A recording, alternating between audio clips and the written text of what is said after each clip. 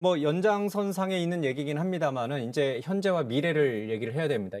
가장 먼저 질문기를 드리면 특검 얘기하실까 봐 제가 먼저 정말 이재명 정부의 시대적 소명은 무엇이고 그에 걸맞는 정치적 리더십은 무엇인가? 아시는 것처럼 우리 사회가 지금 이제 저성장을 피할 수 없게 되어버렸고요.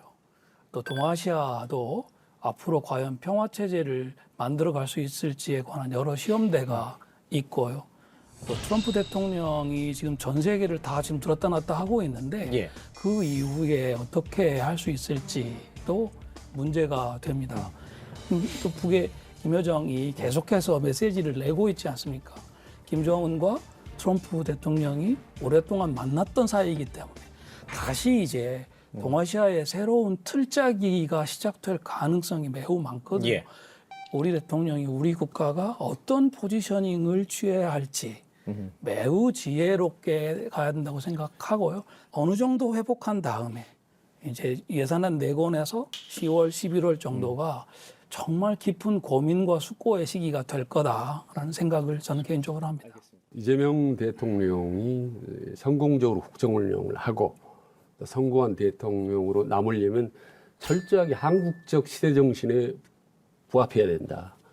과거에는 뭐 안보 외교라든지 혹은 뭐 민주주의라든지 뭐 정치 개혁이라든지 이런 부분들이 중요하게 여겨졌죠. 그리고 당장은 지금 우리가 어떻게 보면 한미 통상 협상이 엄청나게 중요한 것 같지만 사실은 이것도 거시경제입니다. 사실은. 근데 국민들이 진짜 원하는 시대 정신은 사실 탈이념 친민생이라고 보는 겁니다. 탈이념 친민생.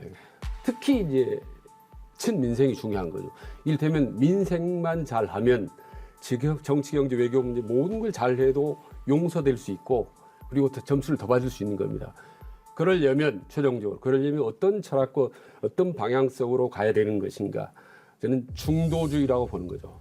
철저하게 중도층을 염두에 두고 중도 정책을 펴고 중도 지향적인 국정 운영을 펼쳐야 되는 겁니다. 중심인 중도층만 보고 가면요. 그게 소통이고 통합이고 저는 경제 성공할 길이다. 이재명 대통령은 사실 대통령이 되기 전에는 재판을 받고 있었죠. 무려 5개나. 윤석열 대통령이 가 있는 구치소에 이재명 대통령이 가 있었을 수도 있어요. 그런데 느닷없이 비상계엄이 선포되고 갑자기 탄핵이 되는 바람에 어떻게 보면 이재명 대통령이 그냥 느닷없이 대통령이 된 거거든요. 그리고 나서 자신이 받고 있던 재판도 지금 5개가 전부 중단이 돼 있어요. 그러나 이게 이재명 대통령이 퇴임할 날이 5년도 안 남았거든요. 그러면 퇴임하고 나면 재판이 또 진행된다는 거 아니겠어요? 개헌을 해서라도 나는 계속 집권을 더 하면서 여러 가지 내가 생각하는 그런 방식으로 대한민국을 통치해야 되겠다고 생각할 가능성이 많아요. 그러면 어떻게 해야 되느냐? 뭐 당연히 뭐 특검을 동원하든 뭐 어떻게 하든 이 국민의힘 이 힘도 없는 야당 이것마저 해산시키고 이렇게 가고 싶은 생각이 들 거란 말이에요. 야당을 말살시킬 것이다. 그렇죠. 그래서 지금 그걸 또 그 마음을 잘 아는 눈치만 봐도 눈빛만 봐도 잘한다는 분이 대표에 나오고 그 옆에는 안 봐도 안다는 분이 또 대표 선생님이 나와 있거든요.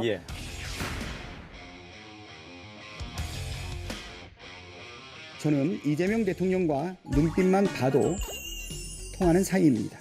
이재명 대표하고는 박찬대 의원은 눈빛만 봐도 안다고 그러는데 저는 눈빛을 안 봐도 압니다.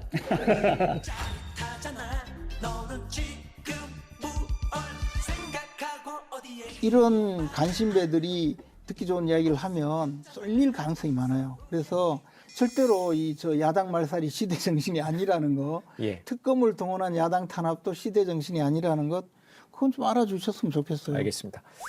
전당대회에 나오신 두 분이 간신배라고 표현한 건 이제 주관적인 표현이시긴 한데 올바른 길이 아니거든요. 알겠습니다. 여당 의원으로서 답변할 게 굉장히 많으신 것 같습니다.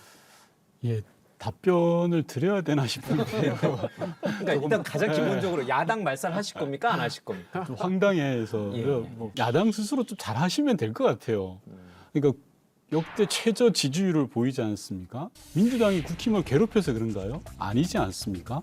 국힘 스스로, 국민의힘 스스로가 그 길을 걸어가서 예. 지금 10%대의 지지율이 나오는 거라고 생각합니다. 윤석열 대통령을 보호하고 불법 내란을 보호했던 그런 과거가 있고 예. 현재까지 이어져 오기 때문에 국민들이 지지를 보내지 않는 것이고요. 예. 새롭게 혁신하겠다, 전당대회를 하겠다 하더라도 주목을 못 받는 거라고 생각합니다.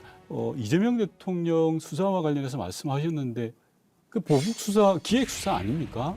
이재명 대통령 주변에 수백 건의 압수수색을 했습니다. 대선에서 경쟁하던 사람을 그렇게 검찰을 동원해서 조사한 예가 없습니다. 그래서 저는 스스로 잘하면 된다라는 생각이 들고 이재명 대통령이 해야 될 게 있습니다. 저는 세 가지만 당부를 드리고 싶은 건데 첫 번째는 대통령실 내부의 견제 시스템을 만드는 게 아까 중요하다. 우리 최 원장께서 생각합니다. 말씀하신 거랑 비슷하고요. 두 번째는 공식 비공식 소통 그룹들을 많이 만들어야 됩니다. 특히 야당과의 대화. 왜냐하면 대통령을 둘러싸고 있는 그 벽은 시간이 지나면 지날수록 점점점 높아집니다. 애시당초부터 외부와의 소통 통로를 많이 만드는 게 중요하고 세 번째가 대통령과 참모의 정보의 격차가 시간이 지나면 지날수록 대통령을 따라갈 수가 없습니다. 왜냐하면 대한민국 대통령은 절대 권력자입니다. 모든 좋은 정보가 다 모입니다. 이재명 대통령처럼 인지 능력이 뛰어나신 분들은 격차가 순간적으로 벌어질 수밖에 없습니다. 그러면 참모들이 직언을 할래야 할 수가 없습니다. 무서워하지 말고 직언하셔야 됩니다. 예. 이런 것들을 잘 하신다면 지금 이재명 대통령이 잘해 오시는 것처럼 앞으로 5년 동안 충분히 성과를 낼 수 있다고 저는 생각합니다.